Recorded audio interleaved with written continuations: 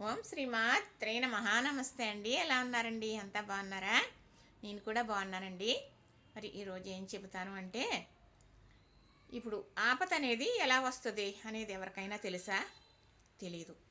మనం ఇంట్లో కూర్చున్నా కూడా జరగలేని నష్టం జరగవచ్చు, జరగకుండా ప్రమాదం కూడా జరగవచ్చు. అది ఎలా వస్తుంది ఆపతే అనేది ఎవ్వరికీ తెలీదు. కాబట్టి ఎంతవరకు మనం జాగ్రత్తగా ఉండాలో అంతవరకు ఉండాలి. ఆ తర్వాత దేవుడి దయ కదండి.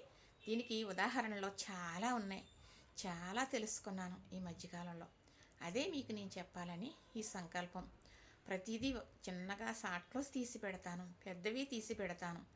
అందరికీ అర్థమవుతుంది, ఎవరికైనా ఉపయోగపడుతుంది. ఇది నా సిరి సంకల్పం.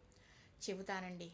పెద్దవాళ్ళు తెలిసింది చెప్పాలని ప్రతి ఒక్కళ్ళు తపన పడుతూ ఉంటాం. పెద్దవాళ్ళ మాటలు వినేవాళ్ళు తక్కువగా ఉన్నారే అనుకోండి. కానీ ఇవి కావాలని అనుకునేవారు కూడా చాలామంది కూడా ఉన్నారు కదండి. సరే, నేను చెబుతాను.